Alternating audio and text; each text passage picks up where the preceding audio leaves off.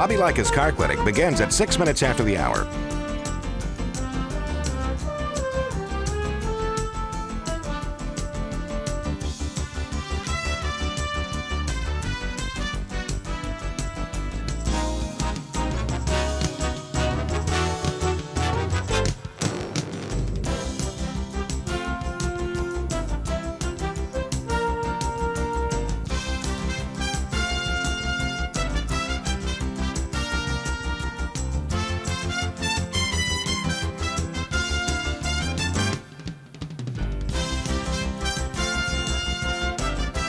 Bobby Likis Car Clinic begins at 6 minutes after the hour.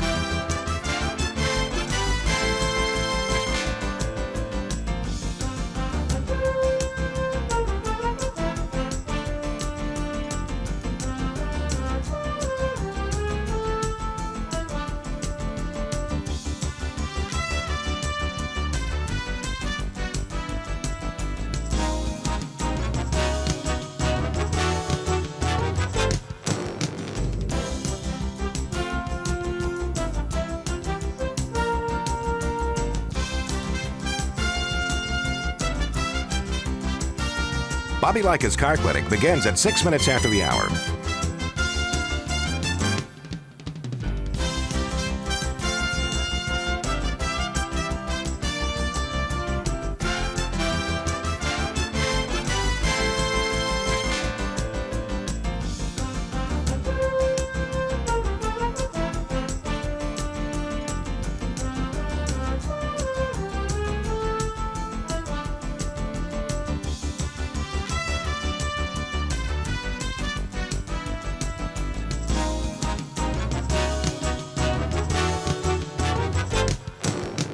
Bobby Likis Car Clinic begins at 6 minutes after the hour.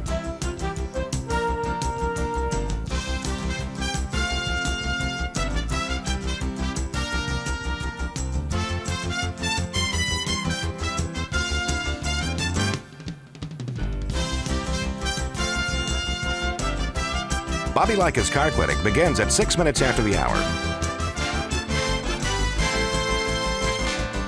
Countdown to 3-minute mark. 5, 4, 3, 2, 1, mark.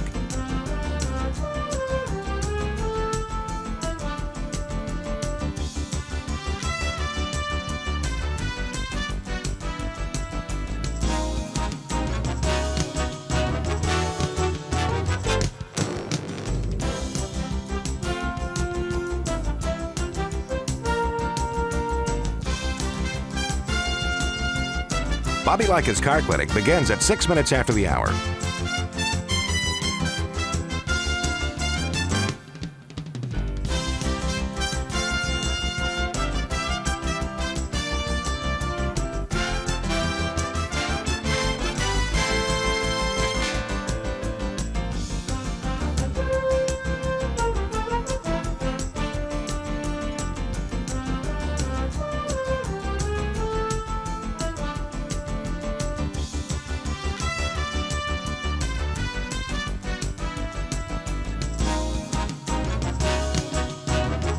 Bobby Likis Car Clinic begins at 6 minutes after the hour.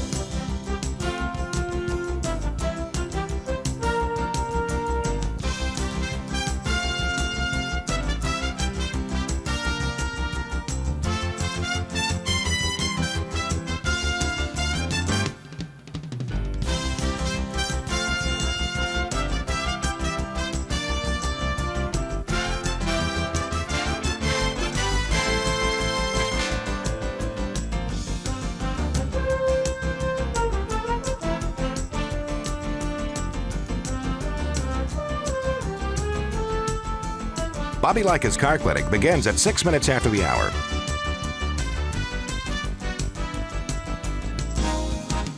Countdown to 1-minute mark. 5, 4, 3, 2, 1, mark.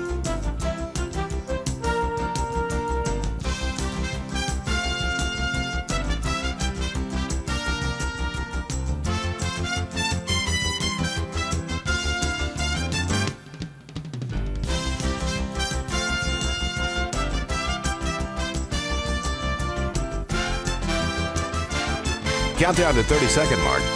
5, 4, 3, 2, 1, mark.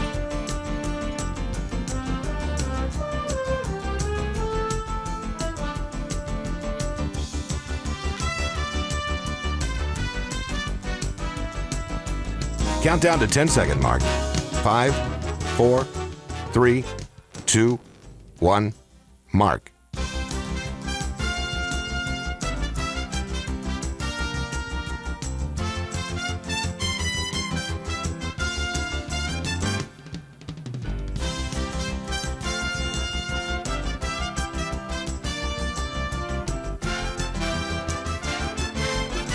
Welcome to Bobby Likis Car Clinic. If you have a car question for Bobby, call now at 1-800-264-5454, toll free from anywhere in America. And now, here's your host, Bobby Likis. Okay, here we go again. Another great Saturday. I hope you had a great week, and I'll tell you what, we're coming to you live and healthy from that we do not have our car may break. You know what happens when a car breaks down? It gets car-rona. Oh, break. I didn't say that. Okay, I didn't say that. I did say it. 888 Car Clinic. John will take your calls and put you in the queue. I see that Bill is already calling from New York, so when we come back from the break, Bill's going to be first up. And then I encourage you to get in early. Last week we had, as usual, toward the end of the program, we get a lot of calls. So 888-227-2546. Bobby Likis Car Clinic is brought to you in part this morning by O'Reilly Auto Parts. Folks, you can save big during O'Reilly Auto Parts Power Torque Tools DIY Days Sale. Great deals on socket sets, wrenches, and more. Let me share this with you. If you're a DIYer, you need the right tools. Well, this is your opportunity. You can get a 57-piece quarter-inch drive ratchet, socket, and bit set for $24.99. Plus, double O reward points means you'll get your next reward even faster. O'Reilly Auto Parts, better prices every day. Your calls at 888-227-2546 when I come back. Now, here's some interesting information. GF6 oil specs. What does that mean? Here we go again. The API and the EPA are changing the oil specs, and I'll tell you about that when I come back. A 2013 Honda Accord came in the shop running rough, stalling, and a check engine light. The vehicle had originally been repaired by another shop. After a thorough diagnosis, we found the vehicle was generating a bad signal from the crankshaft position sensor. This seemed odd as it had just recently been replaced, but the scope doesn't lie. A bad waveform signal needs to be fixed. Our solution? A new crankshaft position sensor from Motorrad. A longtime leader for vehicle thermostats and caps, Motorrad now offers engine management products that are engineered to meet and or exceed OEM specifications. They're designed to perform under severe operating conditions and are resistant to extreme heat. We made the change, and that fixed the car. Motorrad engine management products are manufactured in Tier 1 OEM facilities with top quality qualifications. They undergo comprehensive 100% in-line and end-of-line testing to ensure uncompromising quality. Learn more about Motorrad engine management products and other Motorrad solutions at Motorrad.com. All brake parts are not created equal. In the service bay this week, a 2018 Explorer with 65,000 miles. The customer's complaint? Brake pulsation at highway speeds. We performed a road test plus a thorough four-wheel brake inspection using a dial indicator to precisely measure the front rotors. We determined the rotors were warped and had excessive runout. Why? Poorly made replacement parts. This generation Explorer features a heavy-duty brake system designed with large vented rotors. Lots of surface area for proper stopping power. The thinner and lighter weight off-brand rotors installed didn't have enough material to support the brake operation correctly. After consulting with the customer, we installed a set of Motorcraft rotors and pads. We also flushed the brake fluid, and the end result was a vehicle that stopped properly, like the manufacturer intended. Motorcraft parts are specifically designed for all your Ford and Lincoln repairs and are backed by a limited 2-year, unlimited mileage warranty, including labor with no commercial exceptions. Motorcraft, right part, priced right. Learn more about Motorcraft brake parts and other high-quality vehicle-specific parts at Motorcraft.com. You're listening to Bobby Likis Car Clinic. P. Ricey Outfitters, I'm Tina. How can I help you? I'd like to place an order. Great. Which item? The cotton roll neck sweater, large. Okay. Periwinkle loaded or caramel? The caramel, please. The what? I'd like it in caramel. Oh, the caramel? Yeah, that's what I said, Tina. Actually, you said caramel when it's pronounced caramel. Can't we just call it yellow? No. Everyone knows the best part of a Milky Way. They just don't know how to say it. After all, it's our caramel. It's caramel. Ugh, that makes a Milky Way great. You start my morning, you stir in my soul, you warm my heart, make me feel whole. Your aroma calls me, it starts my morning. Happy morning, your name is Folgers Mountain Grow. Now you're here, your aroma helps me wake, and the day is mine to take. The best part of waking up is Folgers in your cup.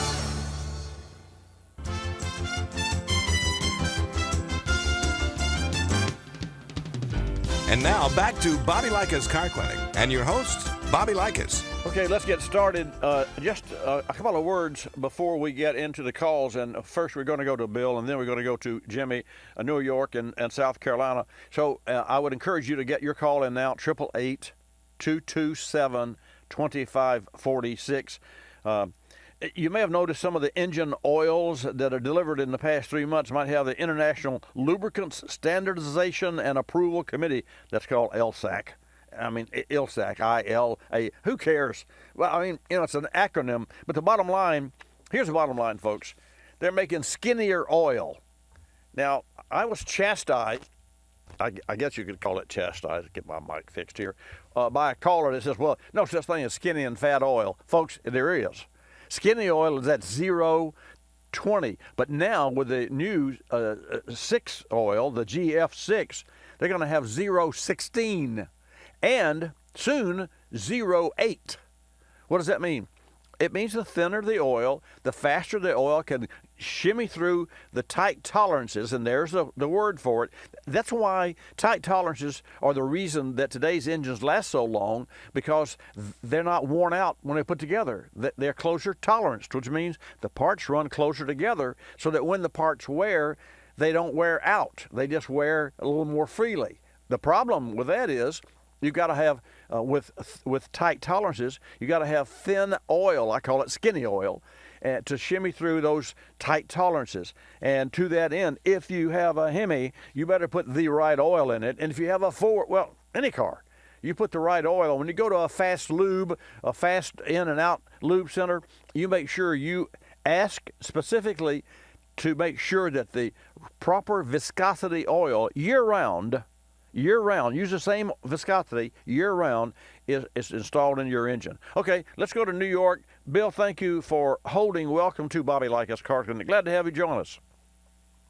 Good to be on here, Bobby. You stay awake all night thinking of that car, Rona? Car Rona.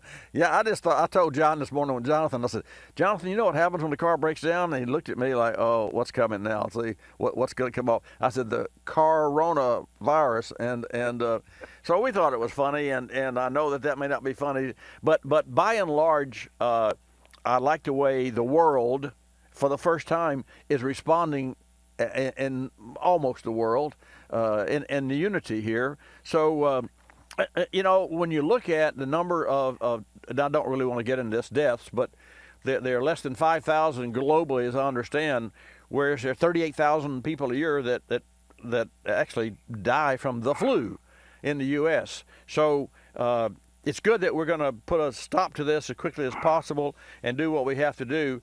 But I will tell you, it's time to get on with it, because, we all need to live our lives, and businesses thrive and do those sorts of things. But anyway, so that's enough about, the topic that I said I wasn't going to talk about. Let's talk about your call. And welcome again. I'm glad to have you in the house. Yeah, okay.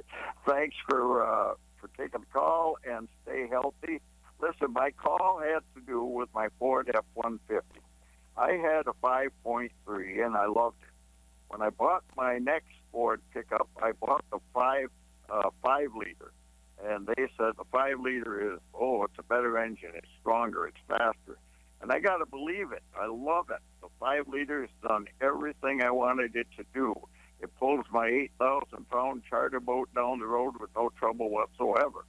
Now I'm looking for another F-150, and they're talking to me about, I think it's a 2.6 EcoBoost, saying it's got more power, more torque. I'm skeptical. I love my 5-liter. I'd like to know your opinion between the straight V8 and an EcoBoost.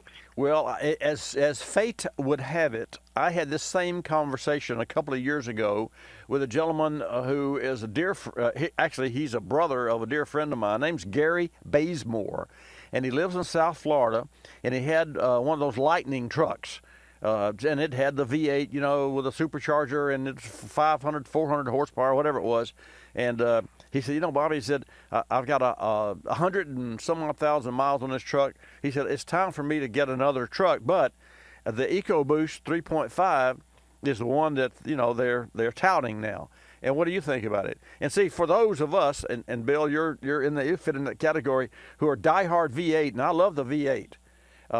Then the V6 cannot fulfill that same feeling. But as far as the power and the torque, it can. And so Gary bought his new EcoBoost V6. Although he and I talked about it, he really didn't want to do it. He did, and he loves it. And here's why. The turbochargers come online very quickly, which means the turbo lag is not even prevalent. So you have that torque that it takes to pull along with the power and the horsepower for gas mileage and those such things, although torque is gas mileage. So if I were you, here's what you have to consider, and you'll be surprised. Look at the 5-liter. Oh, and by the way, the 2.7, that's out.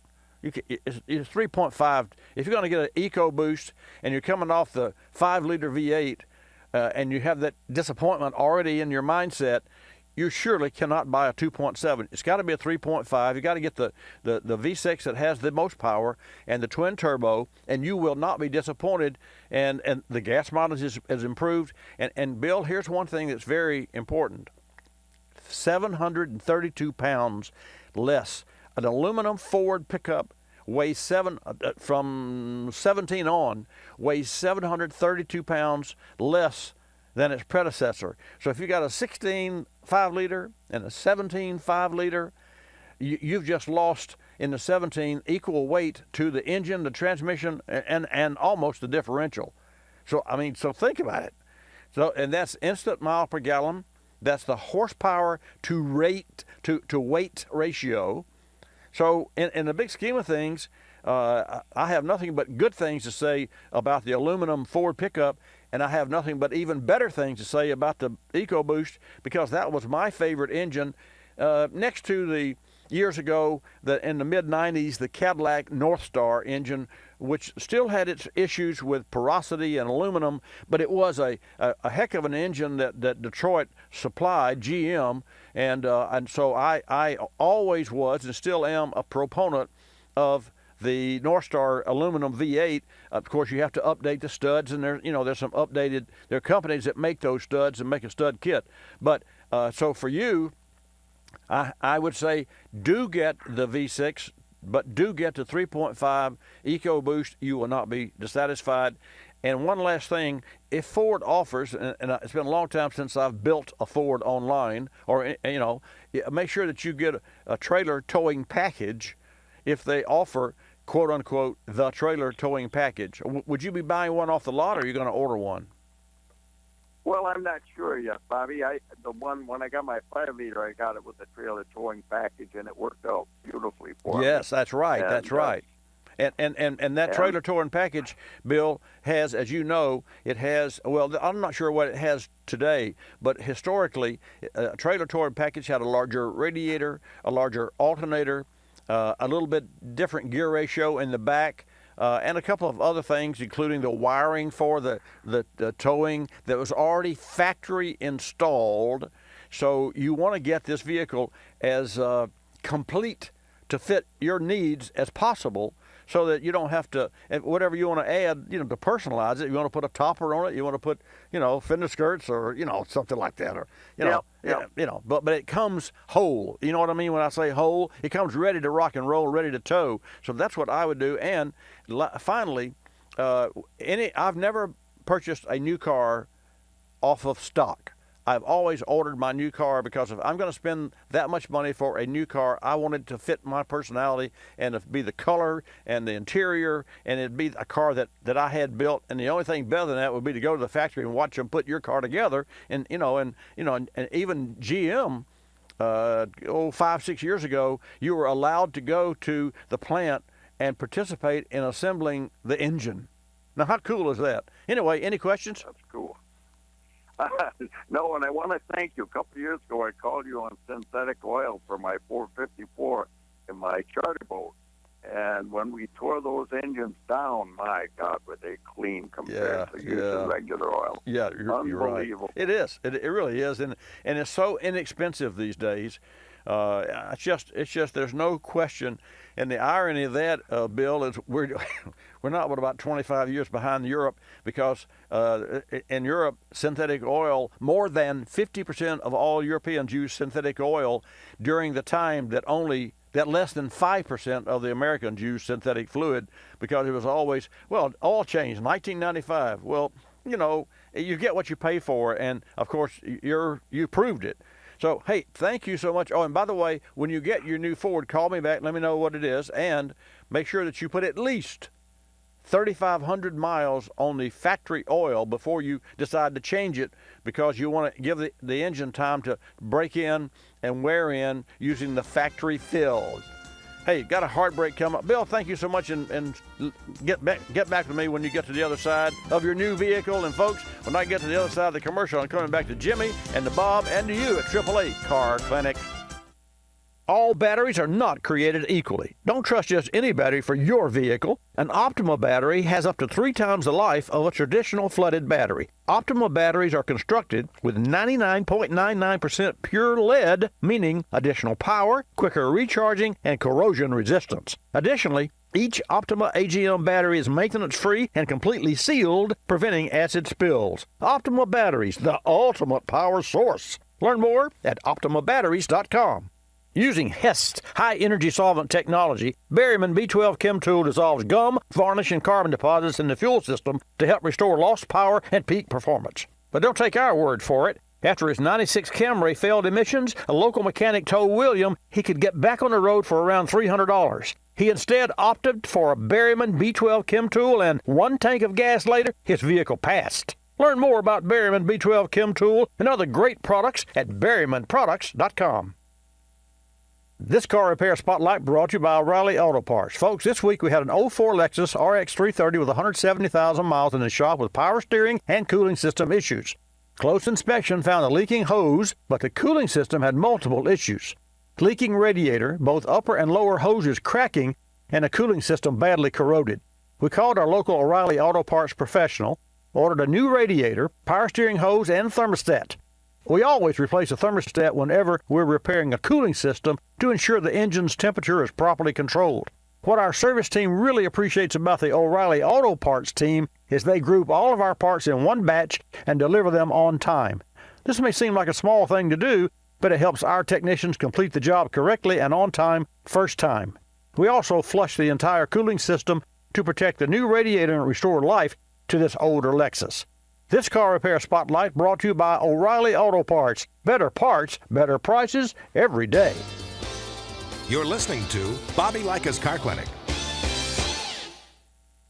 The airlines like to have sales. Summer getaway sales, holiday sales, winter sales. Truth is, at any moment, some airline somewhere is on sale with low fares to great destinations.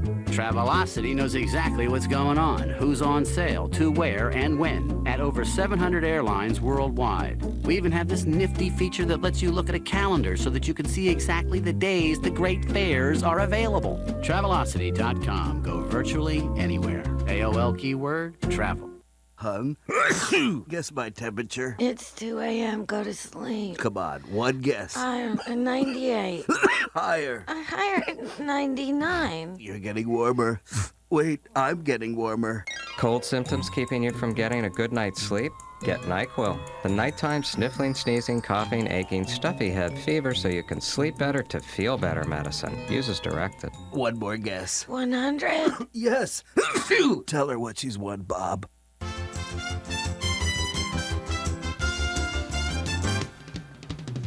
And now back to Bobby Likis Car Clinic and your host, Bobby Likis. And welcome back to this segment of Bobby Likis Car Clinic. You may remember recently that we had 3 guests on the air with regard to yourcaryourdata.org. And so as a refresher course a little later in the program, I want to share with you a little more about yourcaryourdata.org. And I want to take this opportunity to thank Motorrad. We had one of our guests during that interview was Matt Buchholz, and Matt is the president and CEO of Motorrad. And folks, for those of you who are not familiar, Motorrad is a long-time OE supplier. That means original equipment factory, OE supplier, and they provide innovative thermostats, caps, and engine management solutions like variable valve timing solenoids that are so dependent on clean oil, the right viscosity. You can find Motorrad products at most auto parts stores across the nation, or you can learn more at motorrad.com. In the meantime, don't forget to go to yourcaryourdata.com. I'm sorry, yourcaryourdata.com. And I'll tell you why. 87% of the cars in the U.S. will be equipped with wireless technology in 2022. 87%, and that collects and reports on car safety, maintenance, and repair, and how you drive to the manufacturer that made and sold you that car. Think about it. Okay, back to the phones, 888-227-2546. Jimmy, thank you for holding. Welcome to Bobby Likis Car Clinic. Thank you, Bobby. I called you 2 years ago. I'm the retired state trooper. Called you 2 years ago. I do remember you. Yes, sir. How's the retired life? It's good, but I don't want to keep you on the phone. I've been sick for 2 years. Can't figure out what's wrong with my gut. I've had my appendix out, gallbladder out. Just can't figure out what's wrong with me. My son's going to take me to Augusta, Georgia in a couple of weeks to find out. Anyway, I heard 2 years ago that Chevrolet was going to have Isuzu making the diesel engines anymore. Is that true? What was the question? That's GM. GM is coming out. GM came out with a diesel, a 4-cylinder diesel for their truck line, and it's a whole new game. It's not a remake by any stretch of the imagination. The diesels that you see today are, and I'm sure there are exceptions. I'm not sure what Ford, and of course, Ford's had everything from the Power Stroke 7.2 to 6 liter to 6.4, and so much you can't keep up with them.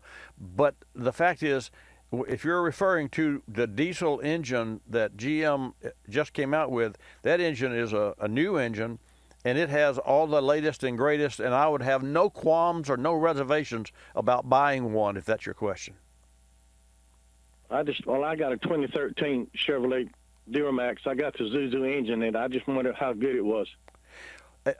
Well, there's 3 choices. As you know, it's Isuzu, and then Ford. Well, see, Ford uses their Dodge uses the Cummins, and Cummins has the best, I think, reputation. But I will tell you this about, and I forget who makes Fords for them. It's a Power Stroke. That's the name of it, but that's a brand name. But Isuzu makes the diesel for Jimmy, what Jimmy's talking about. But they're fine engines. I will say this about a diesel. See, it's hard for me to say this because I'm not a diesel fan. But if you got to have a diesel, you got to have the torque of a diesel, and your use of the vehicle dictates the pulling power and torque and those sorts of things, then a diesel's the only. And in other words, let me share with you my feelings specifically. I would not have a motorhome, although I've had a motorhome with a 454 Chevrolet. I would never have a motorhome again with a gasoline engine. It would only be a diesel, and it would be a pusher. But that's a whole different category. Now, if I had a truck, I would buy a gasoline truck unless we're going to hook a 5th wheel behind it. There again, it's the same thing as a motorhome. So, have you had any problems with your Chevy? No, sir. I just drive mine around town. I just like it. This is my 4th Duramax I've had. I just like it. Well, see, now, then that's a whole different category because you just like it. And so I understand it's like my Jag. It's got a 5-liter V8 with 11.5 to 1 compression ratio. I like it. I use the paddle shifters. I really enjoy driving that vehicle.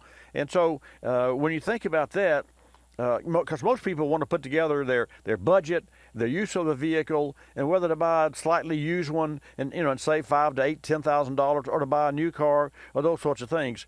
So different strokes for different folks, and for if you like it, don't worry about it. But you make sure that you change the fuel filter and the oil filters. And I don't want to preach to the choir here. You're a state trooper, retired. You know what maintenance is important because you were on the road all your life. I change my oil on time every time. Well, and that's the main thing. But there's more to service. I will say this: more to service about changing oil. And one thing for sure, I remind you of, Jimmy, that a lot of people don't understand. And believe it or not, you know how when you're boiling water in a pot, the side of the pot gets those little bubbles, and right before it starts to boil, and those bubbles are there. You can see that, yes, right? Okay. Well, yes. Believe it or not, when the coolant in a diesel engine or in your passenger car gasoline engine has additives that reduce the surface friction so that there's no air bubbles in the water jacket on the outside of the cylinders. And it is a fact that diesel engines have suffered from cracks in the cylinder walls caused by air bubbles because of old coolant. Now, isn't that interesting? Yes, it is. And so. But I change all my filters and everything on time. Well, and think about changing your coolant now, because that should be done every 50,000 miles too. So that new coolant, because the additive packages do wear out. The coolant wears out too, but the additive packages are sacrificial. And so specifically, I think you should stay on top of the coolant of your engine, like with any gasoline or diesel engine. Okay, you got it? I just changed the coolant last year. Well, hey. Why you call me, man? You got your stick down. Hey, I do hope that you get better. And by the way, in Augusta, Georgia, a friend of mine owns 4 shops there called C&C Automotive, and he's a fine man. He runs a great business. He's honest. He has integrity. He just does a good job. His name is Aaron Clements. So if you're out and about, just go by downtown. And take a look at he bought a Cadillac dealership years ago, and that's his service shop, an old dealership with a big glass front. It's really, really neat. So if you're there and you're just riding around killing time after you see the doctor, you go by C&C Automotive, and if you happen to see Aaron, you tell him I said hello. And be safe and get better. Thank you, Jimmy. Bye-bye. Let's go to next call. Is going to be Bob from New York. And folks, again, thank you for calling in early. I really appreciate this. I don't have to wait until the last of the program and try to cram everything I can into no time. So let's go to New York again. Then we're going to go to Washington. Bob, welcome to Bobby Likis Car Clinic. Bobby, thanks for taking my call. I've talked to you in the past about the automatic on-off switch in my Ford Focus. Right. The reason I'm calling you today is to get your opinion about something. I've got about 35,000 miles on it already. I do a lot of driving. I do not do a lot of getting in and out of the car. Got it. But I sit in the high wing bucket seats for about 60 to 100 miles per day. Wow. The driver's side seat is shredding on the wing. And I'm wondering if you've seen anything like that in terms of the quality of the material in the upholstery. And I guess because of the replacement cost is so prohibitive for me. I'm on a fixed income. They're talking about $250 to replace the seat cover. I'm wondering if you know of any, besides the super glue and fabric shavings trick, whether you know of any paint on fabric. I've got a wear mark that's about 5 inches long with the bottom inch actually busted through to to the interior. Okay, I have the perfect idea, and a solution, perfect solution. So, used car lots. No, this is relevant. Used car lots cannot buy used cars and then repair them. And there are different bases of used cars. There's rough, there's average, there's clean, and then there's extra clean. There's 4 different categories. And rough you can throw out because that's a used up car. Average means that it has average wear, but it's mechanically in decent shape, and then and then it gets better from there. But when a used car dealer, a reputable used car dealer, buys a used car, then the first thing they do is they do their 29 or 89 or 1,000 point, if they want to exaggerate, inspection, and then they replace only what the car needs to be safe, like brakes or tires or a muffler if it's too loud. So, in addition, used car dealerships will have the interior fixed, and then they'll have the paint buffed and detailed. Well, they don't go to the dealership and buy a $250 seat cover. They go to, and this is the solution for you, and I'm going to tell you how to go about doing it. They go to an upholstery shop. It's called, in the automotive aftermarket, a trim shop. I mean, that's literally a trim shop. So do you know anyone there in New York, in your city, that's a used car dealer or a new car dealer anyway? Do you have any personal connections or someone that you trust? Yes, I do, as a matter of fact. Okay, then here's what you want to do. You want to call that person and say, give me the name of a good local trim shop, and then you must have that original cover removed and replaced. You cannot patch it. There's no way to fix it except replace the material. The good news is it's new enough that the material will be available that will be, I'm almost certain, a match, and you can have that fixed at a local trim shop for pennies on the dollars compared to buying a new cover. Any questions? No, I got you, Bobby. Thank you. You're welcome. It. I'm glad you called. Go ahead. I'm thinking of when I find this trim shop, I'm thinking of trying to get at least a panel of the seat cover replaced, and have it with a different, and have it with a tougher material like Cordova. Well, absolutely. They'll let the trim shop look at it, and then share the trim shop. They'll obviously see the damage, and then say, hey, what can we do to make it even better? And there's not a trim shop owner that I know, and I've known a lot of them in my life, that doesn't have a better material. That's what they do. Hey, Bob, thanks for your call, and folks, your call is coming up at 888-227-2546.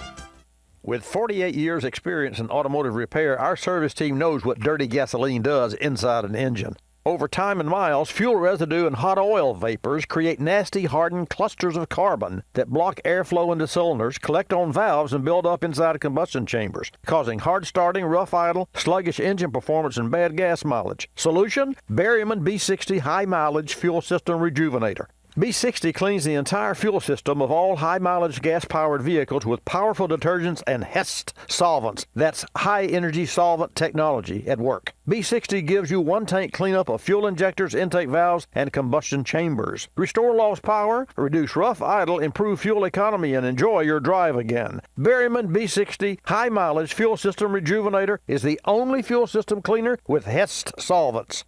Pick up a can at your local auto parts store today. For more, visit BerrymanProducts.com. That's BerrymanProducts.com. You're listening to Bobby Likis Car Clinic. Waking up can be a chore, but mornings knocking on my front door. Know just what I'll do. Put on a pot of Folgers brew. Mountain grown aroma hits the spot. Helps me give all that I've got. An opportunity to start out smiling and happy.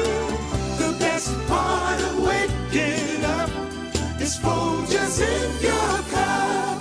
I'm privileged to be involved with Capstone Adaptive Learning, formerly known as United Cerebral Palsy, for over 25 years. Since 1953, Capstone has provided quality care programs for persons with developmental disabilities like autism, cerebral palsy, Down syndrome, and intellectual disabilities. Dr. Sherry White with her team are dedicated to Capstone's clients, and 100% of your contributions stay local to serve those in this community. Go to capstoneadaptivelearning.org to see the difference Capstone makes.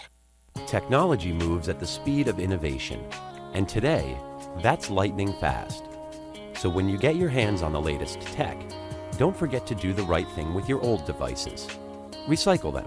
The Consumer Technology Association and its members are making recycling your old tech device as easy as purchasing new ones. Just go to greenergadgets.org, type in your zip code, and you'll instantly find the responsible recycling location closest to your home. You'll also find lots of tips to simplify your recycling, like asking the store where you buy your new TV if they'll haul away your old one. Television sets, video game consoles, smartphones, tablets, they're all recyclable. Don't let them clog up your local landfill. Just visit greenergadgets.org. You're sharp enough to get the latest tech tools into your home. Now be responsible enough to get your old devices to the recycler. That's greenergadgets.org.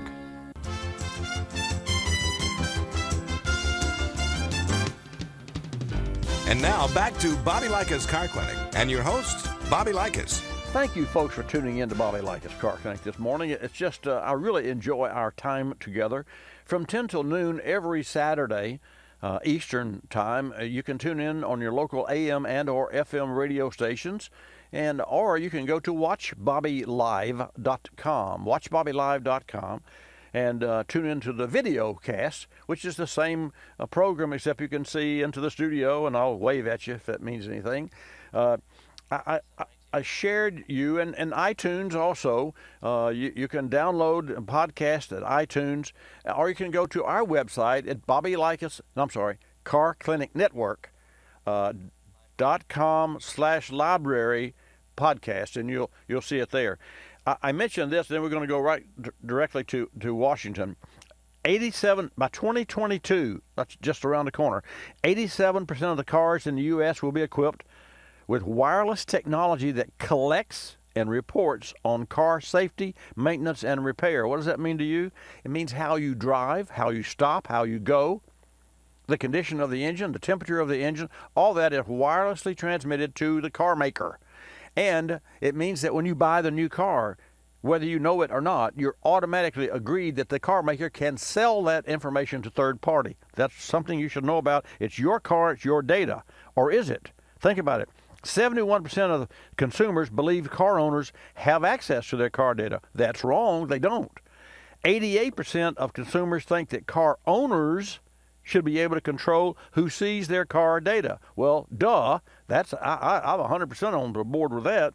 And last but not least, 86% of consumers believe car owners should have access to their own car data. I believe that too, but just to make sure that you are on top of your game over the next couple of years, go to yourcaryourdata.org and stay in touch with and in tune with that website so that you can participate and control the destiny of the information that the manufacturers are collecting on your automobile. Let's go to Washington. Victor, welcome to Bobby Likis Car Clinic. Thank you for holding. Yeah, good morning, Bobby. Yeah, I wanted to shoot past you my idea of a new type engine, Okay. and you shoot it apart, whatever you can see wrong with it, and all that stuff. Anyway, you start with a regular conventional engine and pull the head off of it. So you're sitting there looking at the pistons. And then you take another type head that's got a timing shaft in it with the length of the head, with eccentric on it, and the eccentric has about maybe a 3/4 inch throw, and there's a little conrod on the end of that, and that conrod's on an opposing piston that goes up and down whatever. I'm guessing about 3/4 inch. Okay. And when the conventional piston comes up to the gasoline engine, and comes up to where you would normally hit it with a spark plug, then that upper piston, which is traveling probably 2 to 1, 3 to 1, or if you wanted to go real fast, 4 to 1 for a real fast hit, it comes smacking down and compresses the air to the point of combustion. And there you don't have to have a spark plug, you don't have to have an injector, you don't have to have anything, and you can burn any fuel as lean as you want to burn it. Any fuel that'll travel in air coming in on the intake and come up on compression.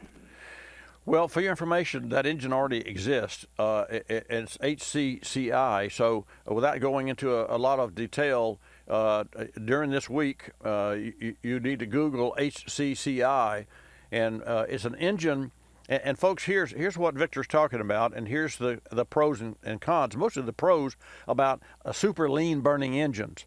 And lean burn means the leaner you can burn an engine, the more fuel that is there, which is less to start, gets all burned, and you convert that to energy versus heat loss. In other words, today, stoichiometric, which is 14.7 parts air to 1 part fuel, is a lean burn engine. But they make engines where you go to 18 to 1 parts air to 1 part fuel. And what does that mean? It means for every in a 14.7 to 1 stoichiometric engine like everybody makes today, all the manufacturers, 9,000 gallons of air is what it takes to burn 1 gallon of fuel. That's the ratio. So, Victor, what you're talking about is a clean burning engine, an emissions engine that will still have the power because it has the compression minus the spark plug. But see, there are three different iterations of that engine. So I'll show you how closely on track you are and then how closely off track you are. Number one, everything in a gasoline engine, I say everything, horsepower, torque, pressure, all that, is dictated by the octane of the fuel. So until we have premium fuel as the fuel at the pump, you cannot increase the compression ratio. To that end, the engine and I'll go back to the HCCI engine, which is and I forget what the acronym stands for. It's high compression, and what it means is you're taking a gasoline engine and you're compressing the air and the fuel mixture so tightly that it automatically detonates or ignites, not using a spark plug. The challenge with that, you can't control it cold, and you can't control it hot because it's ever changing. Yeah, I mean, I say you can't control it, and you really cannot. Not to the point of solidarity, not to the point of knowing exactly when that flame is going to ignite and when it's not. But it's all based on how much AKI, and that's Victor. That's look at that too. That's anti. Is that AT or AC? AK is in kind. AKI. Anti. Oh, okay. Oh, AKI, you say? Yeah, that's called anti-knock properties, okay. Or index. I'm sorry. Anti-knock index. So a fuel anti-knock index means the amount of heat and pressure a fuel can take before it detonates. Now, and having said that, the higher the octane, the more pressure you can put on it. And I'll give you an example. And years ago, I was really a proponent, and I still am, of ethanol. I mean, that was an uphill battle all the way because there's so many people out there that don't know anything about ethanol. And I don't want to get into that except for this. Ethanol has a 113 octane rating. So if you make 84 octane gasoline and you want to make it 87 so you can sell it, you put in 10% ethanol, now you got 87 octane. Well, what if you want to make a high-performance engine and produce the most power you could? It's called power density from a normal-size engine.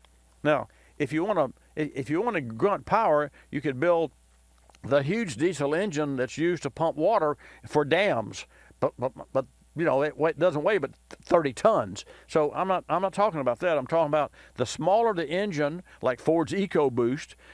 With more horsepower means the power density. So someone, and I forget the name of the company, it was something Racing 12 or something, K12, a couple of years ago reset the standing mile high-speed record with a 5-liter EcoBoost engine. And they produced, they had two 85 millimeter, that's big, turbochargers. And when you use a turbocharger, because of the explosiveness of the pressure, you can't use a lot of high compression. So normally a turbocharger engine has no more than 9.5, 10 to 1 max. This car had 13.5 to 1 compression ratio. It ran on 85% ethanol, I think, or 90% ethanol, which had a 114 octane rating. It ran on 13.5 to 1 compression ratio plus the turbocharger. So what kept that engine from blowing apart? Well, bigger head bolts, stronger pistons, and those sorts of things. And so that particular, and the company actually made a cooler of the air in the passengers, where the passenger seat was, and they ran the air and the fuel through ice. And in between time trials, they take bags of ice and put in there, and had a drain out the bottom and what have you. So because heat is the enemy, if you preheat anything, then that causes premature problems. So I said all that to say this, and you mentioned opposing pistons.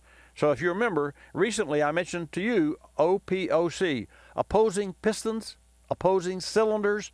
Dr. Peter Hofbauer, whom I've met and spent time with, invented that engine. So I'd like for you to look that up, because it doesn't have any cylinder heads. It uses 2 sets of pistons, or a pair of pistons on the left and a pair of pistons on the right, opposing cylinders and opposing pistons, and that piston creates the combustion chamber. It's a 2-cycle engine, doesn't use a spark plug. So look at that engine and study that engine, and you'll have more information than I have time to give you, because I've got to go to other callers. But it's interesting that you should be thinking about this, because it shows that you have initiative, and that you have a mind like a steel trap. And I'll tell you this, I know that you are 80. Yeah. Go ahead. I would just like to. I don't quite understand how you say you can't control the firing of it. That's because involuntary fire destroys an engine, and you can't push. But it's not involuntary. The whole point of it is, that's traveling 2 to 1, 3, or maybe 4 to 1. But wait. Okay. Enough. Enough. On the way to the point of combustion that you're talking about, at what point do you make it? Does that tight spot, does that high compression, at what point do you anytime you want it. Anytime you want it. See, when there the you're missing the point. Up. All right, enough. Victor, you're missing the point. You can't control the heat, and you can't control the octane ratio of the gasoline. Therefore, you can't. You have to have some way to start the fuel. And they make dual fuel. Ford spent billions of dollars on dual fuel, which was a diesel a gasoline engine that used diesel fuel. It had 2 sets of injectors. They spent billions of dollars on that engine. So what you're wanting to do is doable. It's just not out yet. Now, to that end, Nissan makes a variable compression ratio engine that goes from 8.2 to 14.1 compression, but it's turbo. So you got the turbo 8.1 under power, and cruising, you turn the turbo off, bypass the turbo, and push your piston up higher, and you got 14 to 1. But you're governed, and you're not getting this, your idea is governed by the AKI property of the fuel, and also you can't move something that quickly and control it. So what do? And there are engines that do treat gasoline like this. There's an engine already out for that. So look up HCCI, and we'll talk again later, because there are other callers. But I like your idea. I like where you're going. Okay, let's go to Tracy in Missouri. Tracy, welcome to Bobby Likis Car Clinic. Hello, thank you for taking my call. Well, thank you for calling.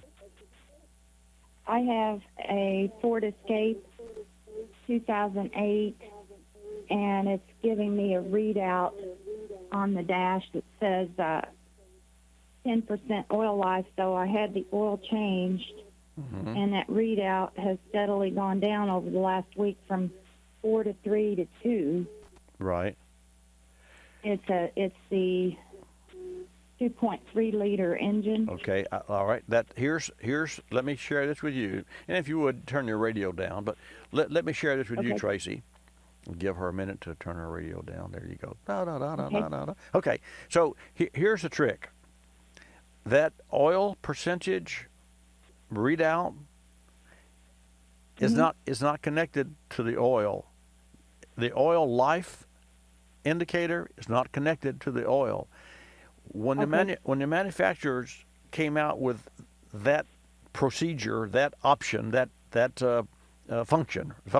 feature, they use algorithms, and they say, well, here's a good example. So Tracy, a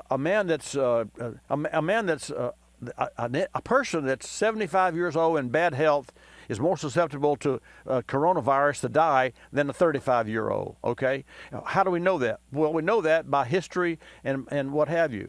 So an oil that has been in an engine that's run really hot and been racing, it breaks down quicker than oil that is operating at normal temperature under normal pressure. So if you take all of these known numbers, known constants, and put them together, and you say, okay, we figure by, that's figuratively speaking, we figure that by 11,000 miles, under the way that Tracy, you drove your Ford, your percentage of your oil life is going to be X. It has nothing to do with the oil. It has to do with the temperature and the speed and the morning drives and all those things. And so when your oil is changed in your Ford and any car that has this, the shop that changes it has to electronically reset the counter. It has nothing to do with oil. It has everything to do with algorithms. And so that's not really an oil. And in fact, I have one more very solid. Anyway, so for you, here's a short answer. Go back to whoever changed the oil and have them reset the computer. Okay. That's all you. That's all you get. An additional charge? No, or? they better not charge you to do that. That's part of the service, unless you're doing a quickie, a fast in, fast out, where they don't have the equipment. If that's the case, you need to find a real shop that changes the oil and performs an inspection, because an oil change in and of itself is useless, more or less. It should be part of an inspection of a vehicle, because everything that's under the hood, it changes in 5,000 to 7,000 miles. Wear on the belt, hoses, belts, all that. And the only time that the car gets a chance for people to look at that is during an oil change. So everybody, throw out the oil change, have your car inspected. Oh, and by the way, while you're there, have them change the oil. That's all for this hour. I'm Bobby Likis. Likis, you'll love it. This is Bobby Likis Car Clinic. Bobby Likis Car Clinic is a copyrighted presentation of Car Clinic Productions Incorporated and may not be reproduced or rebroadcast without the express written approval of Car Clinic Productions Incorporated.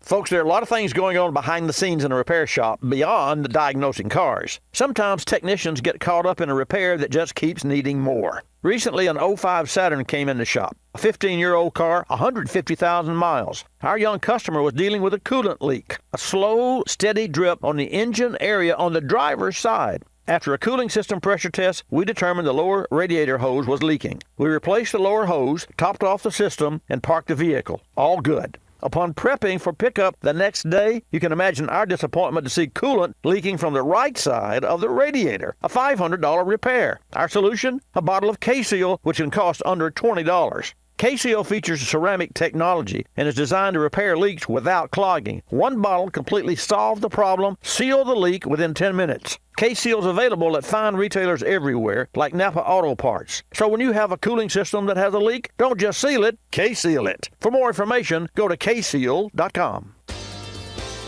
You're listening to Bobby Likis Car Clinic. If you're familiar with the Kulsiford section of the newspaper, you probably understand this message quite well. You see, in the Kulsiford section, everything gets abbreviated. Consonants, vowels, prepositional phrases, the very building blocks of our language are thrown right out the window. And that makes it difficult when you're trying to sell your car. You've got a limited amount of space to work with, and by the time you abbreviate the description of your car down to a couple of fragmented sentences, it sounds less like a car and more like a Bluck sedan with sniffed like new condition lemals. No wonder more people are selling their cars through eBay Motors. They can post unlimited text and photo descriptions, and with a nationwide marketplace, they're likely to sell it for more. Plus, both parties can be covered by eBay's Vehicle Protection Program. Buyers are happy, sellers are happy, and no one's abbreviating. eBay Motors, a better way to sell your Cur.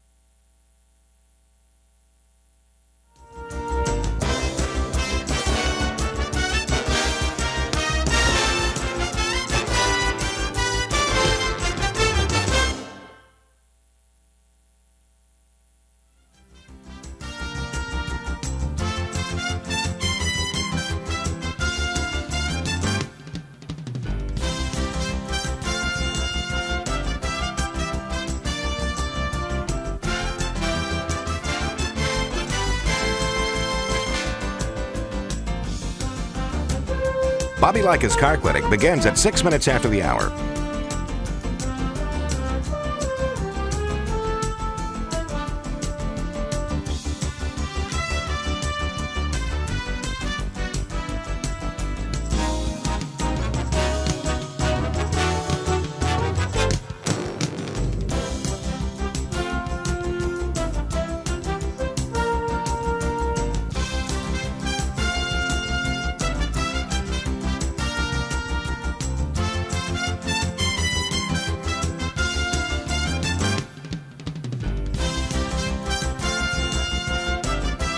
Bobby Likis Car Clinic begins at 6 minutes after the hour.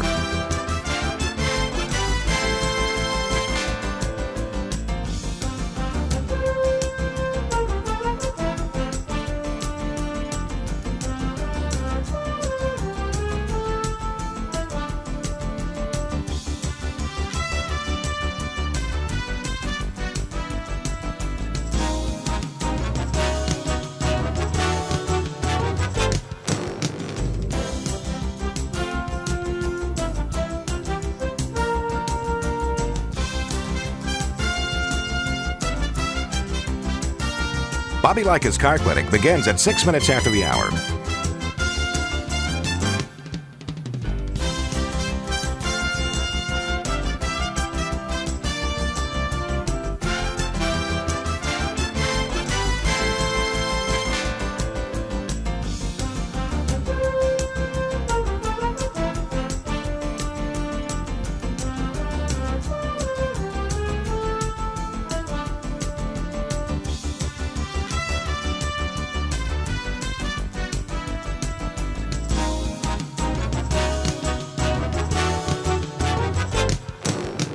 Bobby Likis Car Clinic begins at 6 minutes after the hour.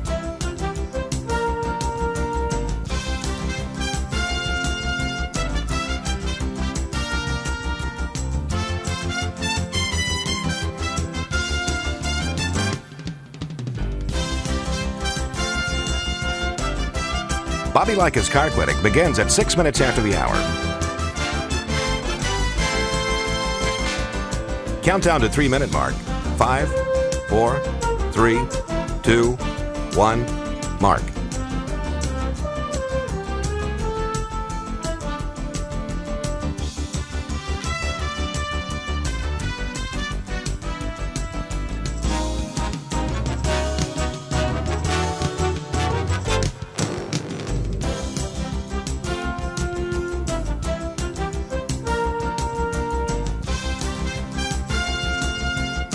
Bobby Likis Car Clinic begins at 6 minutes after the hour.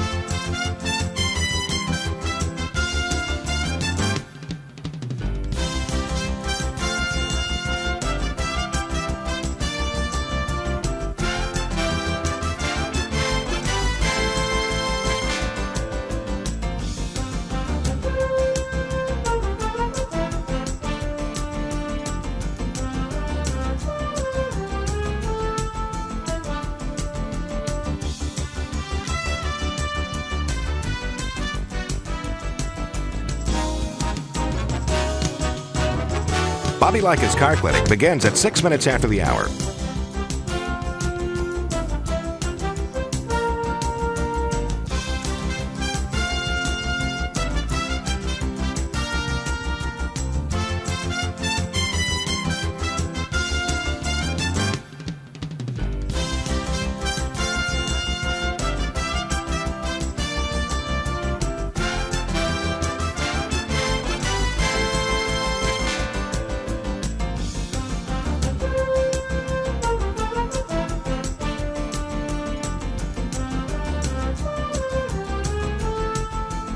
Bobby Likis Car Clinic begins at 6 minutes after the hour.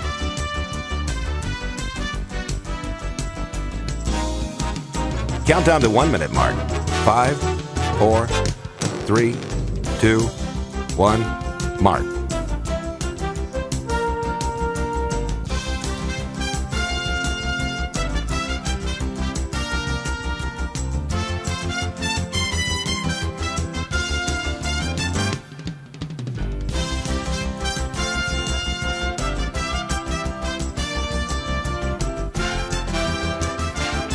Countdown to 30-second mark. 5, 4, 3, 2, 1, mark.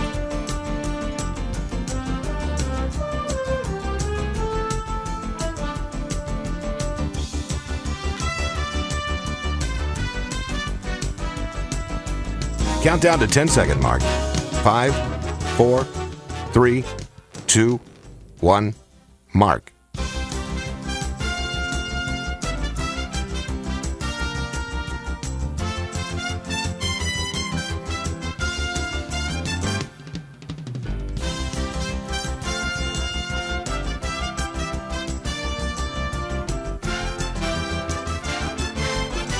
Welcome to Bobby Likis Car Clinic.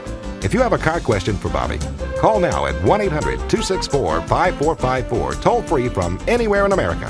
And now, here's your host, Bobby Likis. And a special good morning. Welcome to this edition of Bobby Likis Car Clinic. Right along with me this hour, and we've already finished and completed the first hour of Bobby Likis Car Clinic. We're in the second hour now from 10 till noon every Saturday Eastern Time, and so I welcome you to join us. We had a fantastic first hour, talked about everything from gas mileage to new engine designs. Very interesting facts, folks, and also yourcaryourdata.org is a site that you'll be hearing much more about because in a couple of years, within 2022, something like 87% of all cars will be delivering information from your car real time wirelessly to the manufacturer who can sell it to a third party. You agree to that when you buy the car. You just don't know it. Bobby Likis Car Clinic is brought to you in part by K-Seal. K-Seal, a one-step pour-in solution designed to stop coolant leaks and help prevent future leaks. You can find K-Seal at fine part stores nationwide like O'Reilly Auto Parts. Don't just seal your cooling system when it has a head gasket or a crankcase leak or a water pump leak. K-Seal it. For more information, go to kseal.com.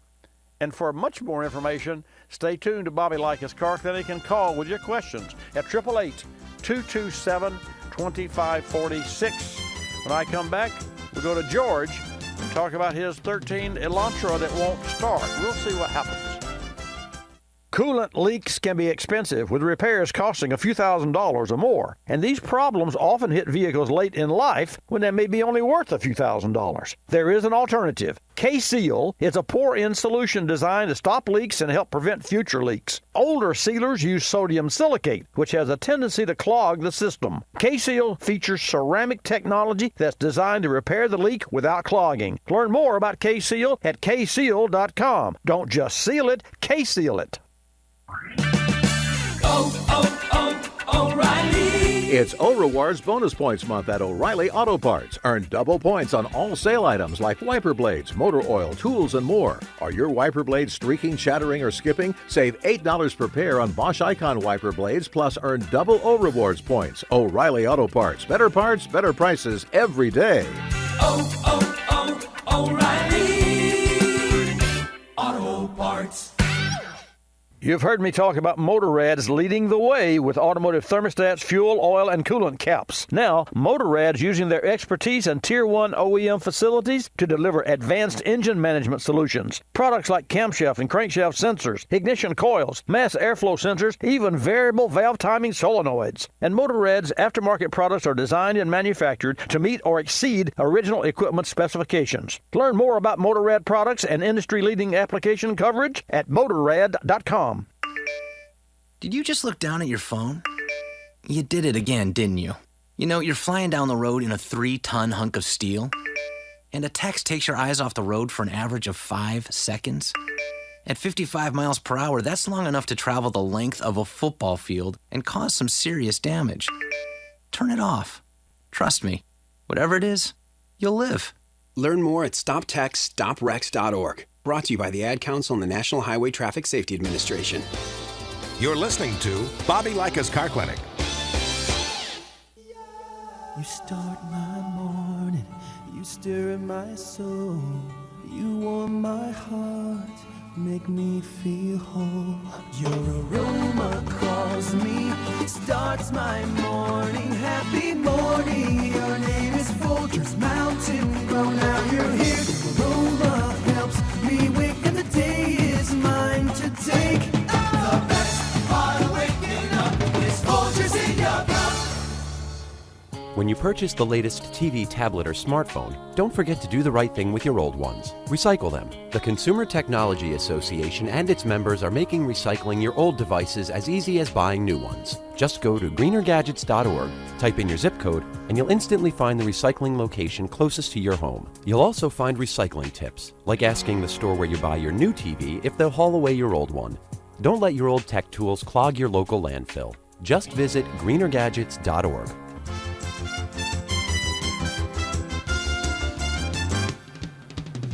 And now back to Bobby Likis Car Clinic and your host, Bobby Likis. And good morning. Welcome to this edition of Bobby Likis Car Clinic, brought to you in part by the Ford Professional Service Network, offering training and discounts and rewards to automotive repair facilities just for buying Ford, Motorcraft, and Omnicraft parts.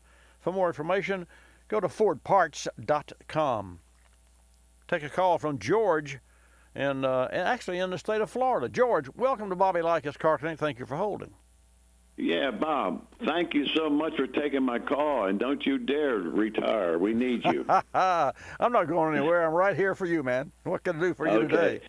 Well, listen, my car wouldn't start, and I looked up in the manual, and it said try to take there's a little cap there, and take it out and push down. It said there's a shift lock. And the shift lock, I done it, and it started.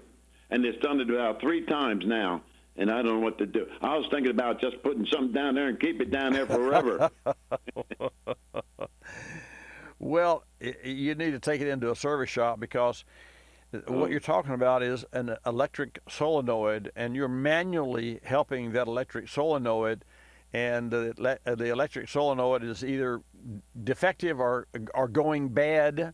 So you need to, that's not going to be, the good news is you know how to make it start. And even the better news is you can save the diagnostic fees that we as service shops have to charge to determine what the first step is, which is to figure out what the next step is. But you've already saved yourself money by being able to and put yourself in a position where you can show a technician what you have to do when your car doesn't start, and a technician can say, oh, yeah, got it. And then the charges for the part and the replacement of the part can be dictated and quoted to you, whereas if you had a car that was erratic in starting and you just couldn't put your finger on it, and then you go to a service shop, George, you know what happened? It would start every time, right? I mean, that's just what cars do. So my suggestion to you is, do you have in your hometown a local independent or a Ford dealer that you frequent? Yeah, I go to, I have a guy, a friend. Well, then by all means, take it in and have that, because that from what you're sharing with me, it sounds like it's the solenoid, the lockout solenoid. But it doesn't matter if you can make it by doing what you're doing. You can make it start. Then that person will know what's going to take in parts and labor, and then you can be over that. You got it? Okay, thanks a million, Bobby. Thank you a million. Appreciate your kind words, and have a great weekend. You too. Thank you. Take another call. 888 Car Clinic, by the way. Let me give you this number, 888-227-2546. How many times have I said that? Jonathan, how many times? Never mind. Mike, welcome to Bobby Likis Car Clinic. Thanks for holding. Good morning. I'm down here in Daytona Beach. Morning, sir. During Bike Week, they just pulled this is the last weekend of Bike Week, and they just pulled all of the permits for outdoor activities, I guess due to the Trump virus. But anyway, my question to you is on turbochargers. I've got a 2007 Econoline 250. It's just about broken. It's got 390,000 miles on it.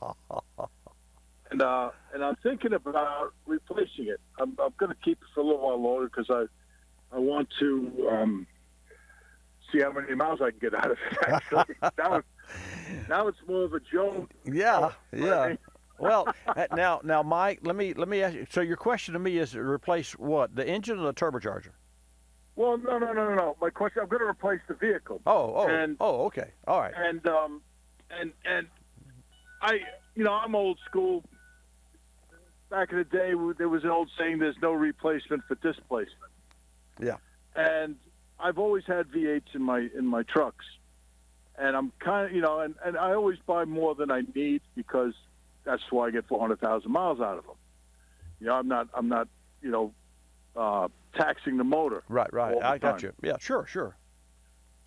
So, I guess my question is with these V6 with the turbos. Mm-hmm. How long does a turbocharger last? Because I buy vehicles new and I keep them, as long as they roll. Well, how long do they last? And is it worth just getting another V8? Because I keep them forever, and I know turbochargers aren't cheap. And what would you suggest? Well, that's almost your choice there. See, I'm a V8 guy like you, and in fact, you're in my era. There was nothing like big cubic inches, but today, and it's called a power density, is how much power does the size of that engine produce, and like a 3.5 EcoBoost Ford V6. Heaven forbid I should say this, but a V6 can produce 450 horsepower with a twin turbo. And when Ford first created the EcoBoost engine, they dogged it for 150,000 miles. And, you saw the commercials where they pulled a tree up the hill, in the woods. Yeah. Hey, that's true. They did all of that. They dogged that engine, and then they tore that engine apart online and showed all the main bearings, rod bearings, and pistons and what have you. Now, what they did not show, and I always had a little bit of apprehensions, a little bone of contention about this, they didn't show the cylinder heads and the valves and the intake manifold, which is where all of the trash builds up and the dirt and the debris. But that being, aside, after 150,000 miles of trying to destroy that engine, there was no appreciable wear on the engine.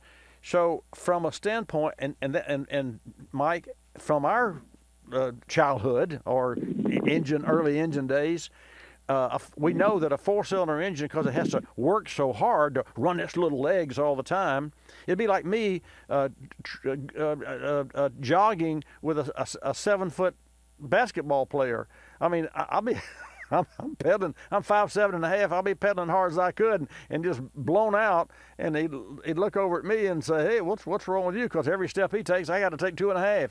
So that was the way we thought about four-cylinder versus V8. And by golly, it was correct. However, that's no longer the case.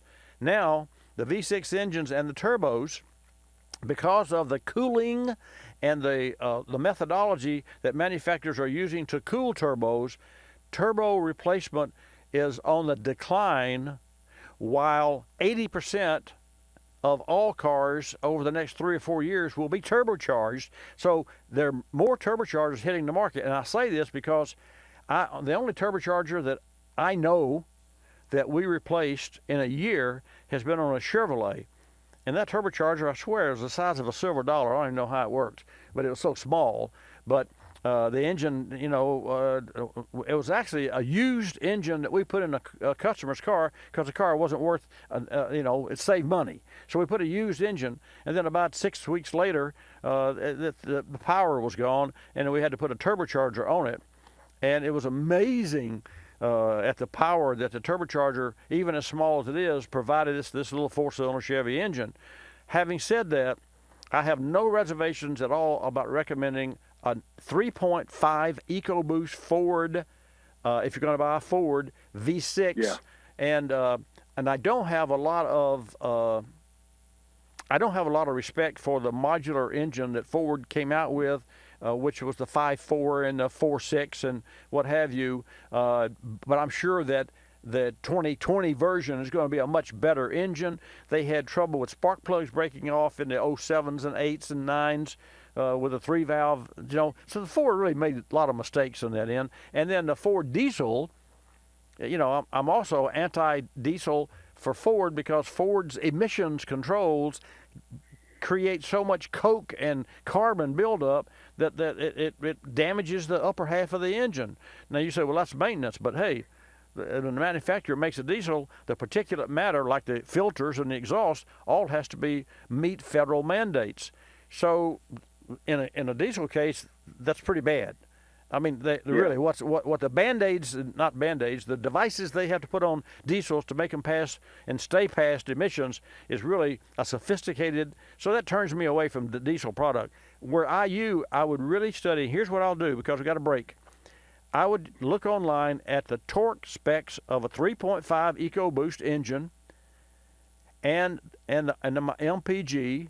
And the horsepower. You don't worry about the horsepower, but still the torque is what gives you that grunt pull. And then I would compare those numbers with a non-blown, non-supercharged, which you can't get, V8 Ford truck. And then you can make your own decision. And as far as longevity, if you've got 400,000 miles out of a vehicle, that's you. That's not the vehicle. That's because you know what to do. Because I have a customer that has 600,000 on a Tundra. More information when I come back. Being car care aware is important all year round, but winter is an especially critical time as harsher conditions can strain your automobile. Here are a few items to check, courtesy of the Car Care Council. Winter means shorter days and longer nights. It's a great time to make sure interior and exterior lights are working properly, and don't forget to make sure your headlights are properly aimed. This item is often overlooked. The best way to warm up your engine in the winter is to drive gently at the start. Make sure your ice scraper and snow brush are accessible, and replenish your emergency kit. Jumper cables, a flashlight, blankets, extra clothes, bottled water, non-perishable food, and a first aid kit with any medication that may be needed. It may seem like a lot, but better safe than sorry. For more great tips, videos, and recommended service schedules, visit carcare.org. And while you're there, order a free copy of the Car Care Guide for your glove compartment. That's carcare.org. Today's Repair Spotlight is for gasoline-powered engines with 60,000 plus miles. At this age and high mileage, vehicles can develop irritating small oil leaks that can make a mess and ultimately cause serious damage to engine and chassis components. The solution? Berryman's B60 High Mileage Oil System Rejuvenator. It's simple to use and safe for engine components like catalytic converters and oxygen sensors. Berryman B60 High Mileage Oil System Rejuvenator cleans and protects the crankcase and engine oil system on all gas-powered vehicles, and conditions and revitalizes seals and gaskets to help stop oil leaks. Berryman B60 High Mileage Oil System Rejuvenator contains zinc-based ZDDP and molybdenum moly to help fight friction, heat, and wear. It helps prevent sludge formation to maximize engine performance and life. Don't put up with those pesky oil leaks. Add some Berryman B60 to your motor oil and add another level of protection for your engine. Learn more about Berryman B60 and other great products at berrymanproducts.com. You're listening to Bobby Likis Car Clinic. Telephone tip. From Geico Auto Insurance. When calling Geico to switch your car insurance, you will not need acetaminophen, naproxen, indomethacin, ibuprofen, a cold compress, an on-call acupuncturist, or any other pain remedy. In 15 minutes, you could save 15% or more. If it were any more painless, you could do it in your sleep, which is theoretically possible since we offer complete 24-hour service. Call 1-800-947-AUTO, 1-800-947-AUTO. Geico Direct, the sensible alternative. When I grow up, I want to be a new pair of blue jeans. When I grow up, I want to be a kid's first computer. I want to be a warm fleece on a cold I want to be day. a football I want to be a stadium. bike that races around the country. I want to be a bench on a forest trail. When I grow up, I don't want to be a piece of garbage. And if you recycle me, I won't be. Give your garbage another life. Recycle. Learn how at iwanttoberecycled.org. Brought to you by Keep America Beautiful and the Ad Council.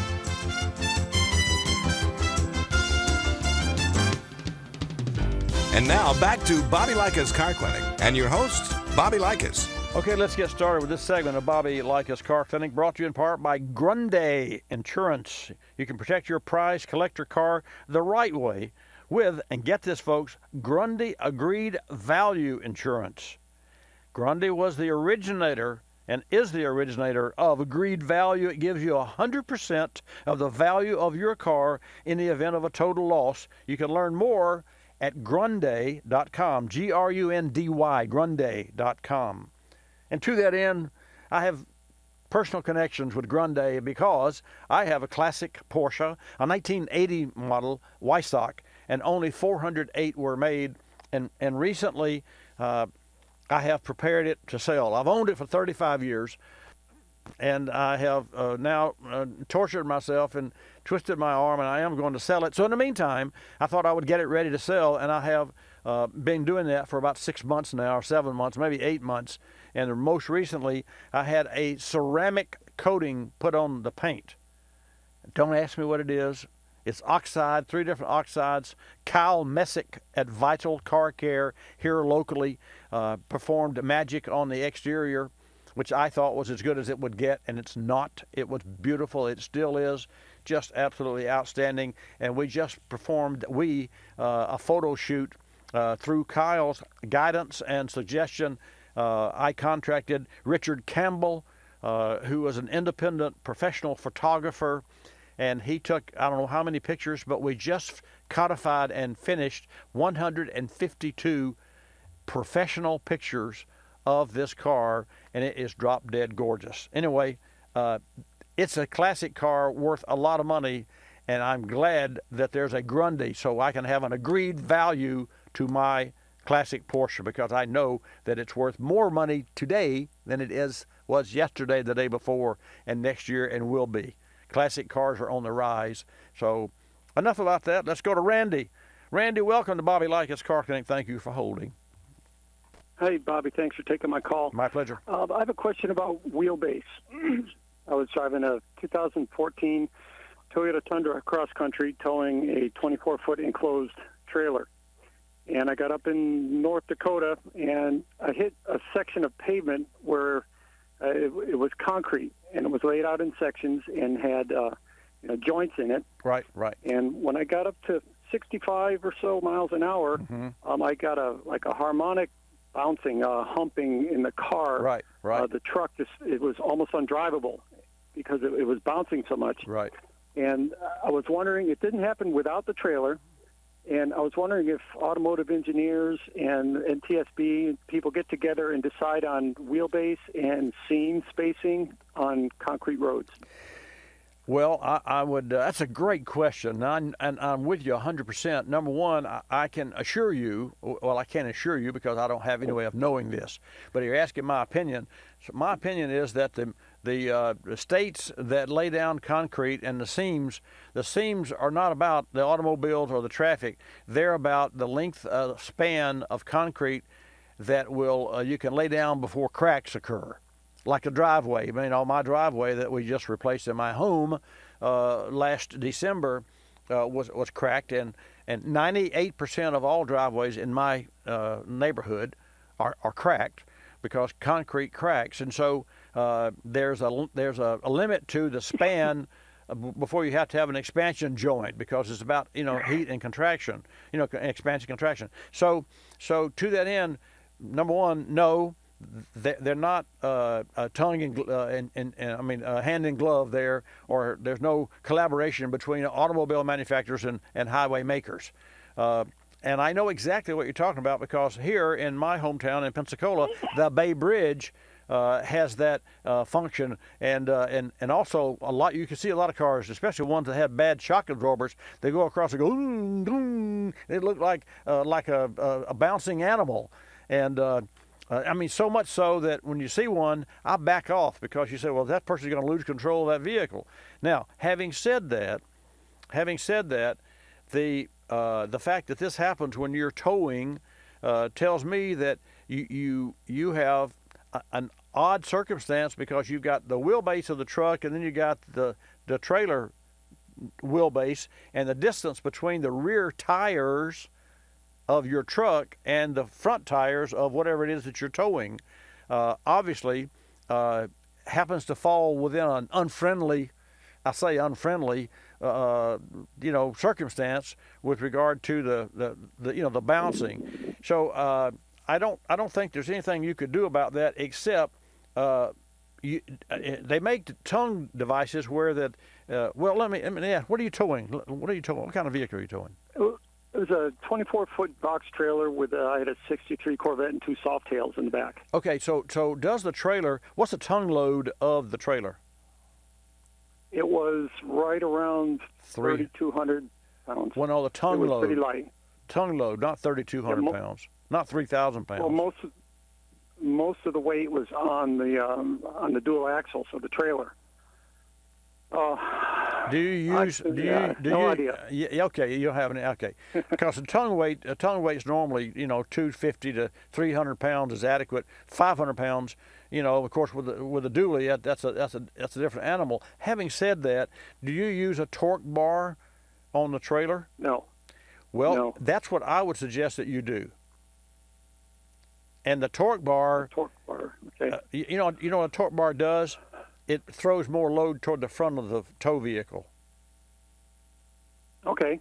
So it's like, I'll look into that. Yeah, look into that, and any local will tell you. And then I'll have more calls. So Walter and Jesse and Carol, you stay right there. But Randy, let me share this with you, because you ask if the manufacturers were doing anything with the road department. The answer is no. But get this, because, and this is recently, the Ram engineers for the Ram heavy-duty series, they're using lightweight materials in the frame and the powertrain and body, and they've actually reduced the overall weight of the vehicle. I mean, they take a standard vehicle that they made last year for the 2020, it's 143 pounds lighter. The problem when you make lighter things, remember the gong show? You hit the thing. Okay, well, what if you attached a 5-pound piece of lead to the gong and go thud? No gong at all, right? So what the Ram, get this, it's really cool. It's called ATMM, Active Tune Mass Module. What Dodge did, they're putting a little round coffee canister, looks like, unit on the side of the frame, and it's called a tuned mass, and it's electronically tuned to eliminate or to offset the plus minus vibrations of the chassis, and it reduces noise in the cabin. They've got a pair of active tuned mass modules mounted on the frame rail that search out unfavorables, what they call this now, vibrations, and apply countermeasures. So, it's like an ambient interior in a car. If you got ambient noise, the manufacturer taking speakers and they're creating different hertz. You can't hear it of speakers. So if you've got a push of a sound wave, and you got another sound wave creator that's a push, and the push comes together, they block each other out. So to that end, it's called ATMM, and look that up, Randy and folks, Active Tuned Mass Modules, 2020 Dodge Ram, and that shows you that there's always ongoing R&D for new technology. Now, why did they do this? Why did they pull 143 pounds? MPG, gas mileage. I got more information about gas mileage too, but I won't take the time right now. Anyway, Randy, check on a torque bar that loads the weight of the trailer more forward on your tow vehicle, and any tow company will have that for you. Okay? I'll do that. Thank you. You're welcome, Randy. Next caller is going to be in Texas. Walter, welcome to Bobby Likis Car Clinic. Walter, it's your turn. Good morning, sir. I have a 2005 Ford F-150 with the big engine, two-wheel drive. Right. Has 96,000 miles on it. Okay. It's developed a problem. It's pretty specific. At 45 miles an hour in fourth gear, if I step on the gas gently so that it doesn't downshift but is accelerating, it will stutter and stagger, and then as I speed up, it'll be okay. I'm trying to figure out what's going on. I think it's an engine misfire that you believe is a transmission issue. I don't think it's a transmission issue at all. I think that I think you're lugging. You found a sweet spot, not so sweet to the engine, but you found a sweet spot where you're in the tallest gear, high gear, and you're loading the engine, and the engine is under duress. And if you go a little farther with the gas pedal, then it would kick down and relieve that pressure. Of course, then it goes away, right? Yes, of course. Yeah, sure, of course. So what you're doing, and that's a really common issue, so much so, gosh, got so much technical information here in my head, my brain. That's all right. I'm a techie. Okay, good. So, let's see, low speed detonation, LS detonation. It's new engines with turbochargers, like say a Ford EcoBoost. Today's Ford day, obviously. When you turn a corner, you slow down, but you didn't slow down. You're going to stop, but the light turns green, so you didn't slow. You just slowed, and the vehicle never kicked all the way down into its lowest gear because you didn't stop. So it's still in, let's say, second or third, probably third gear.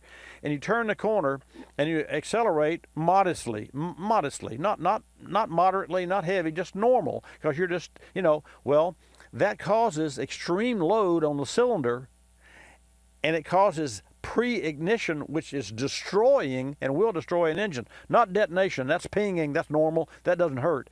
Pre-ignition can destroy an engine almost immediately. And you know what their manufacturers are doing to solve that? They're changing the oils. No, my car's They're changing 15 years old. Well, I know, Walter, but it's the same scenario that you're talking about. What the new manufacturers are doing, what API's done with the OEMs, is changing the oil, because a film of oil was causing, an oil that has a flash point that wasn't high enough was causing pre-ignition, not detonation, pre-ignition. And pre-ignition means the piston's at the very bottom, and you got just put a little bit of fuel in, all of a sudden, bam! Then that explosion tries to knock that piston back down, and that's a bad thing. So with you, I think it's an engine, and you need to have the injectors cleaned and have other tune problems, if you will, tested on that engine, not the transmission. Gotta go, I got a heart break. Folks, recently a 99 Chevrolet Blazer came into the shop. The owner was having problems with hesitation upon acceleration. He'd already changed out several parts: spark plugs, wires, ignition coil, mass airflow sensor, fuel filter, and the air filter element. He even changed the thermostat and coolant temperature sensor. Still had the same problem after putting a lot of money in this car, and he was frustrated. We dug a little deeper, cleaned the throttle body, and checked for trouble codes. No codes. So we recommended Berryman B12 Chem Tool. Carbon deposits and dirty fuel injector nozzles are a common problem with drivability in late model engines. We also recommended a higher quality gasoline. The customer noticed improvement on the first day, and only a few days and a few hundred miles later, the problem was completely gone. Berryman B12 Chem Tool features HEST, Berryman's exclusive high-energy solvent technology. The result is a more complete combination of available chemical technologies. Drive to BerrymanProducts.com for more information. That's BerrymanProducts.com. You're listening to Bobby Likis Car Clinic. More than 1 million wild animals are killed each year illegally. Poaching is a major threat to our country's wildlife. I'm Tom Barry. I'm an actor with a desire to preserve living space for wildlife. The Humane Society Wildlife Land Trust does just that. Works with private landowners to protect wildlife, to preserve natural habitats. To learn more or to work with the Humane Society Wildlife Land Trust, call 800-729-SAVE. That's 800-729-SAVE, or visit wildlifelandtrust.org. Thank you. Did you know 26 million Americans have kidney disease and most don't know it? The day I was diagnosed, I didn't know what to do. I called the National Kidney Foundation, and the young lady who answered stayed on the phone with me and walked me through step by step. She too was surviving kidney disease, and she showed me there could be life after kidney disease. Visit the National Kidney Foundation at kidney.org. Now you know. We're a land of cynics. We don't believe anything anymore. You know why? Because we've been told we've won $1 million, that it's new and improved, that it slices and dices, that our favorite singer is still alive, that we'll be prosecuted if we cut off the tags, and of course that everything is backed with a 100% money-back guarantee. So when we hear the words customer service, we don't believe it. Travelocity isn't surprised if you're a little skeptical when they say they have excellent customer service, and that there's actually a pleasant face behind this website, a living, breathing person with a supercharged computer full of answers. Someone who's willing to help when you get lost, and most of all, someone that will actually pick up the phone when you call with a question or a concern. Customer service is just another example of how Travelocity puts you in control of travel. Chances are you'll never have to use it, but it's good to know it'll be there if you need it. Travelocity.com. Go virtually anywhere.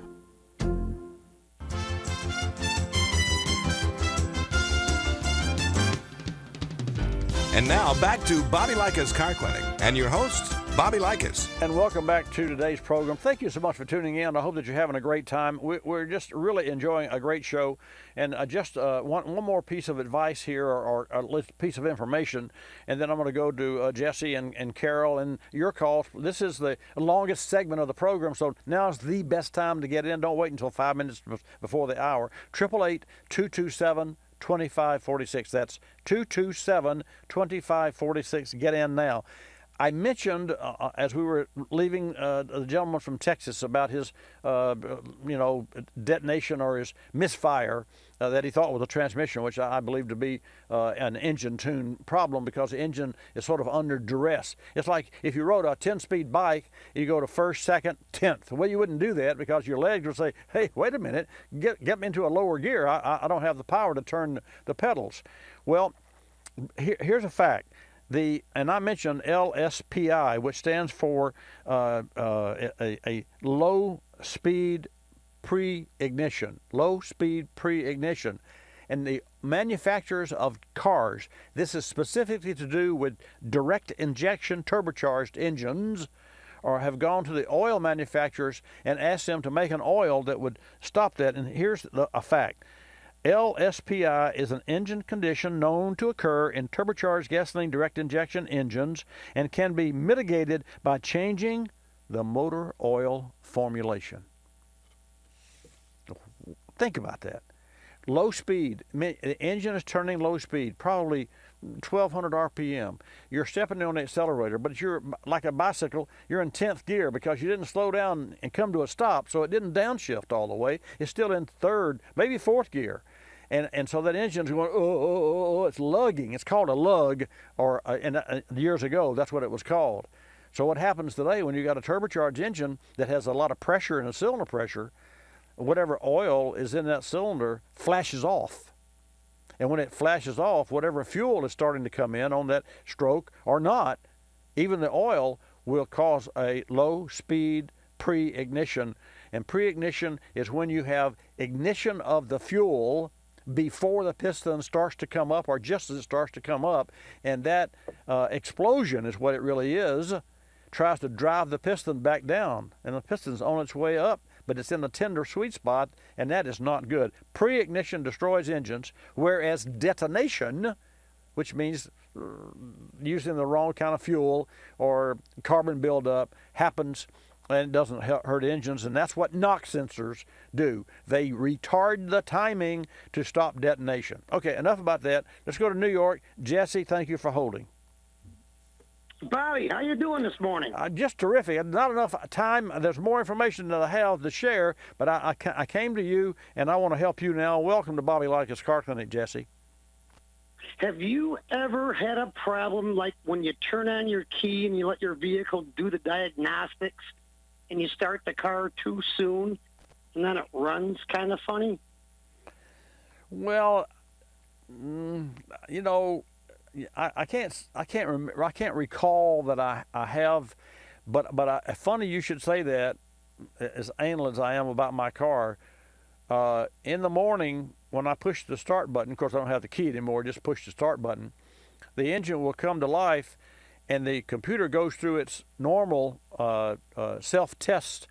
I actually look at the airbag light because that's the last of my lights that goes off, and on a few occasions, I'm going to say no more than 6 in the last 6 years, the airbag light stayed on, and I recycled the key, turned it off, push the button and turn it off and turn it back on and waited. So the answer to that question is when I crank my car in the morning, I hit the push button and the brake, and it comes to life, and then I wait not only until all of the warning lights go out, I wait until the RPM starts to decline, and especially if it's in cold weather, because I don't like to put my car in gear when the engine is turning 1,500 RPM, 1,400, which is about what it does. 12 to 1,400, I usually let it go. When it starts to come down off that highest RPM, then I'll put it in gear, and by that time, and I don't do that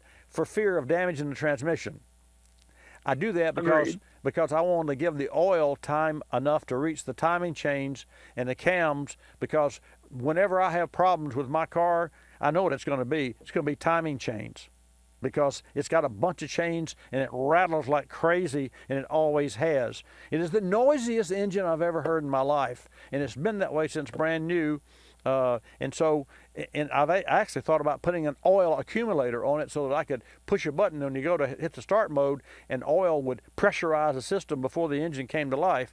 But I'd have to do a lot of plumbing, and I'm against that. Anyway, I'll turn the mic back to you. What's your next comment? Okay.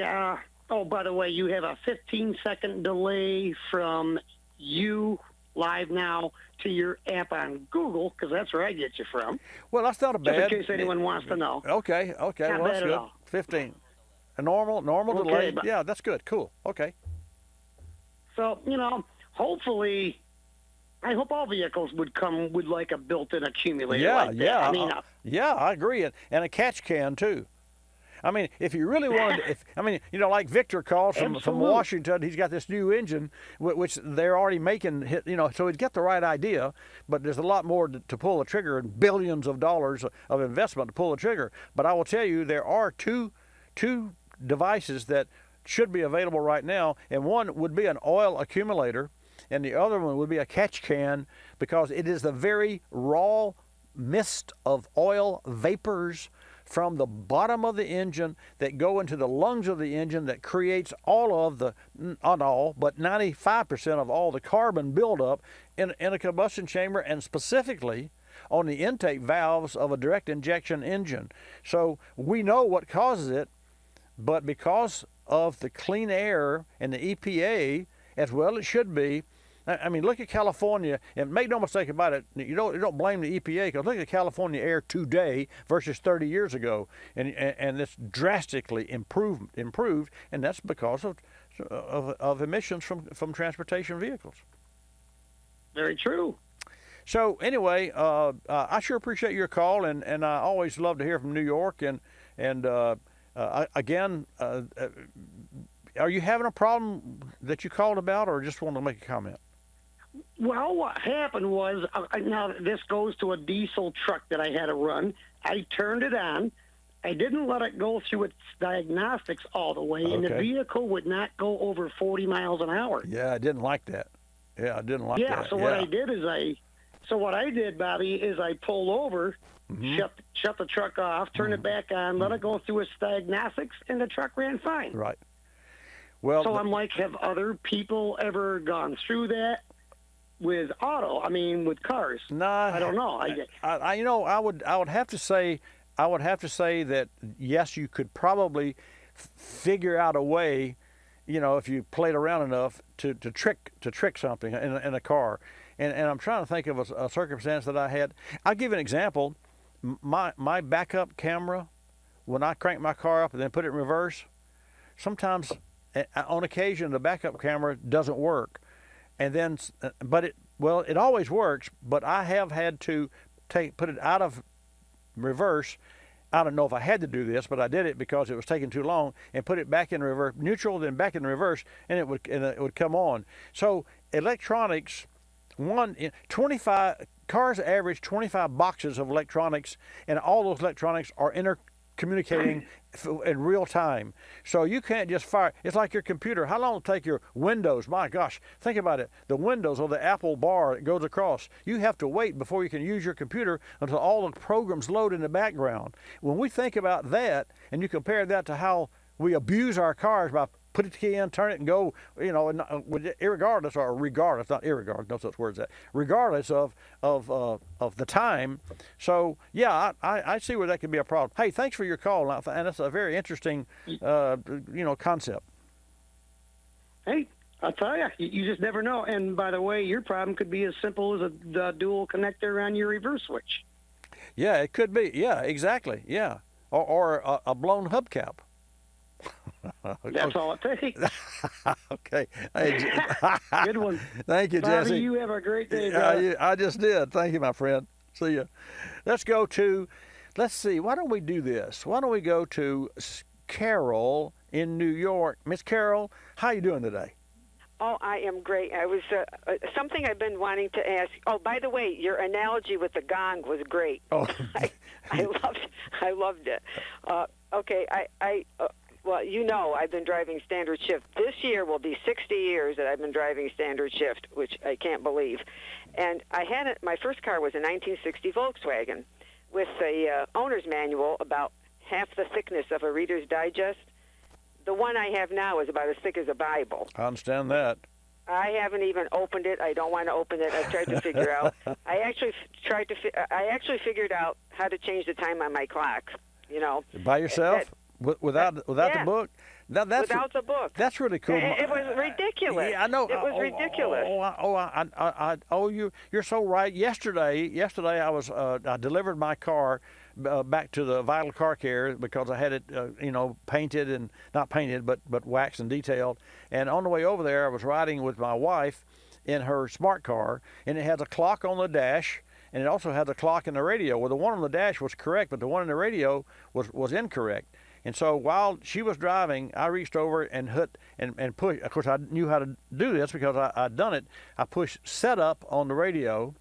Yep. And when I pushed setup, it had a litany of a menu, and I went to radio, and then I pushed the radio button, and then it said set time, and I turned the radio knob. I mean, how would you know which knob to turn and which one to push and when to hold them and when to fold them? So, congratulations if you figured that on and it's kind of neat to do that. It was. It's and one more thing, Carol, I've got 152 photos of my Porsche, and I wanted to do a simple presentation where I could put those on my screen while I'm watching TV and let them flip through. A slideshow, right? Yeah. And on my MacBook Air, I could not figure out how to do a slideshow. I could not figure it out, and it took me finally about an hour and a half. And my wife says, I'm sure you'll figure it, and I did. The problem was when I did, I said, okay, now that I've done that, I shut it down so I could go back and do it. I forgot how I did it. Well, I may have to call back next week because so many things you talked about today that I would rather, discuss, because I actually called to find out the history of the clutch and how it may have changed since 1960 because when I read the manual on my Volkswagen, it said, you always have to depress the clutch, whatever, and you had to let it out slowly and listen for this whine that would occur. And so I was very aware of that. And I had my VW, I think, for 3 or 4 years. Mm-hmm. I have to say my car payments were $36 a month. Anyway, every other succeeding car never did that whining sound. So I didn't know if it had anything to do with an air-cooled engine, which it shouldn't because the engine and the clutch are two different things, but maybe. And then maybe how clutches have improved or progressed over the years. So what do you think? Well, actually, you just don't know how relevant that is. And so what I'd like for you to do is call back next week. Now sometimes you don't call back next week. So I want you to call back next week because, and I'm not going to tip my hat here, because we're at the end of the program. But you're so right. Clutches originally were just a mechanical clamping, which is what they are, clamping device with a disc. It sounded like it was engaging in something. Well, yeah. Well, there's reasons for that, and mostly it was bad throwout bearings that caused that. Went out noise, and also antiquated designs and pilot shaft bushings and what have you. Those things that support the clutch plate disc. The plate bolts to the engine flywheel. The disc that's splined to the transmission. It happens to be located between the flywheel and the clutch plate, and when you depress the clutch, you actually push on levers that pull the plate back away, so that disengages. When you push the clutch down, disengages, and so now you've got a flywheel and a pressure plate that are hooked together, and in the middle of those two you got a plate, just like a platter, just like a regular platter with lining material, just like brake lining, that's spinning freely, and that spinning freely disc is splined to the input shaft of the transmission that drives the car. So when you let the clutch out, the springs in the clutch plate push against the clutch plate and closes up and clamps the disc all together and makes it one solid piece. And therein, I would love to see that in real time. Well, I would love to see that happen. Well, then next week we'll have to discuss dual clutch transmissions. Dual clutch. Dual clutch. Don't forget it. Do your homework, and I'll see you next week. Thank you. Thank you. Thanks. Bye-bye. And unbelievable. Just at the technology, what was it the years ago? Everything that's could be invented has been invented or patented. Well, that's not the case, folks. That's all the time that we have for today's Bobby Likis Car Clinic. Remember, if you're like Jonathan in Florida or Mike in Washington, make sure you use Omnicraft parts for your repair and or for maintenance needs. Omnicraft offers parts solutions for non-Ford vehicles to include commonly used maintenance like light repair items and filters and cabin filters and brakes. Take a quick tour at OmnicraftAutoparts.com. Until next time, I'm your host, Bobby Likis. Like us, you'll love us. This is Bobby Likis Car Clinic. Bobby Likis Car Clinic is a copyrighted presentation of Car Clinic Productions Incorporated and may not be reproduced or rebroadcast without the express written approval of Car Clinic Productions Incorporated.